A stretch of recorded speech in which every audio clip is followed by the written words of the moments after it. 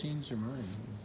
It was just like the culture here and all that stuff. That once I took my official visit here, it was just something I just couldn't pass on. Did you always think that you were gonna be a cornerback, or does it kind of surprise you looking back on it that you are where you are now? It surprised me. I'm not gonna lie. Like I know growing up, my whole life, I was a running back until like I hit a growth spurt and all this, and I just got tall. But then I could add on the weight with it, so I was like basically like pretty much like a running back. And then until like my junior year, I started getting interest as a corner, and I was like, oh man.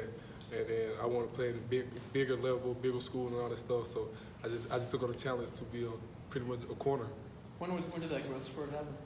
8th grade year, my growth spurt started happening. That's when I started getting bullied more and all that stuff. It was just, once I hit my growth spurt, it wasn't a good time for me, pretty much. Well, you went from what height to what height in that 8th grade year? I went from about 5'4" until like pretty much 5'11", going close to 6 foot to where I'm at now. How important, you mentioned why you sort of picked Georgia. How important was your family sort of being close to them? Oh man, it was real important because like I know like I'm a mama boy.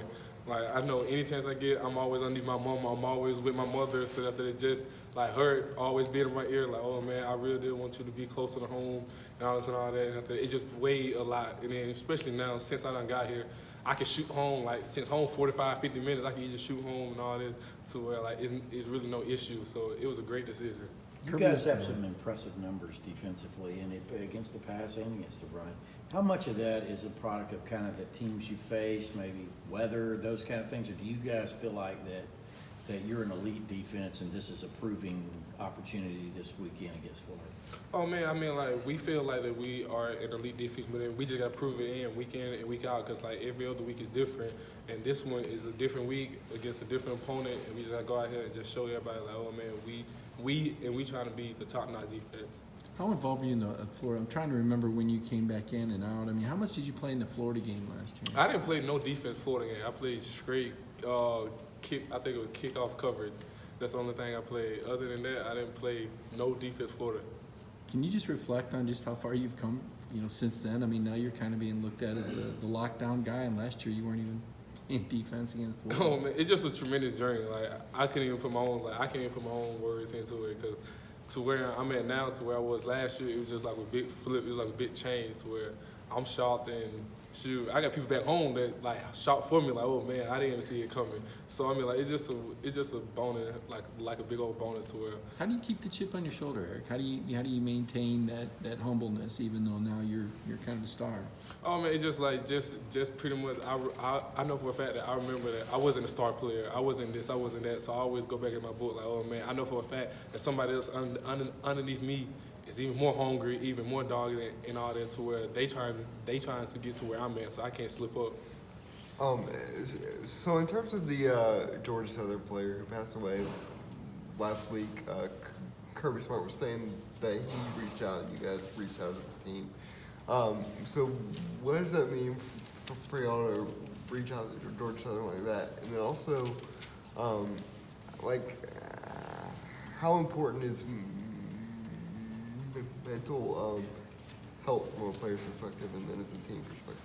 Oh man, it's just a big thing because like I know pretty much we all like a family, like outside of football, like outside I know that outside between the lines and all that stuff, we might be enemies, but I know outside we all family, we all this. So then I know we could be here for each other. And with the mental part, you just gotta know like, oh man, like you always gotta have somebody that you know that you're comfortable with, that you can easily comfort, talk to, and all that stuff. And then that's what pretty much we try to be here. Like we all try to be somebody's brother, somebody like person that pretty much they can go to when needed. So after that, we don't want to be in a position to where somebody feel lonely or somebody feel left out. If I'm not mistaken, you have the same streak going that DeAndre Baker had going on last year.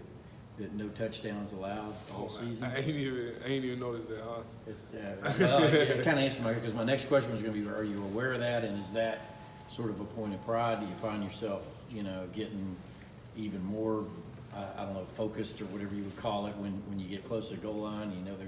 They may be trying to come after you.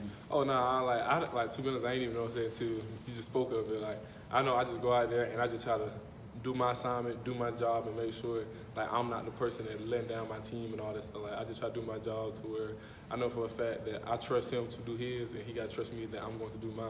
Yeah, am I right about that? Have you given? I don't. Given remember thought. you giving up a touchdown? Oh, I don't like to be honest. Not to my knowledge. I mean, like if you just said that, then I guess not, because like I really don't pay it no You're mind. making me wonder if I'm I really don't pay it no mind, so I really don't even know. Kirby talked about your charisma. You're a very positive guy out here. You say a lot of nice things about everyone. It seems like do you ever play angry? Is there a different guy under the helmet between the lines? Oh, or is this just who you are?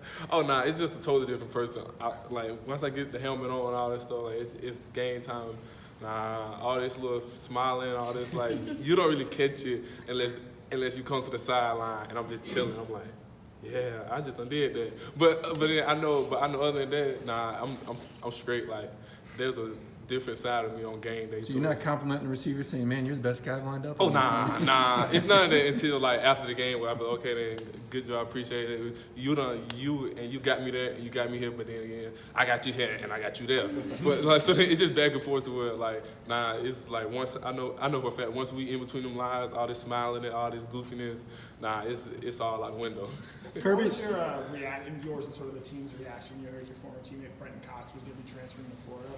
Oh man, I'm just proud of him. Like I mean, like this, like that's his decision. That's him. Like I know that I'm going to support him either way, cause like he was my dog here and he's still my dog there. So I mean, like I'm really happy for him. Kirby talked about this game as a more professional atmosphere without the student section and 50-50 split crowd.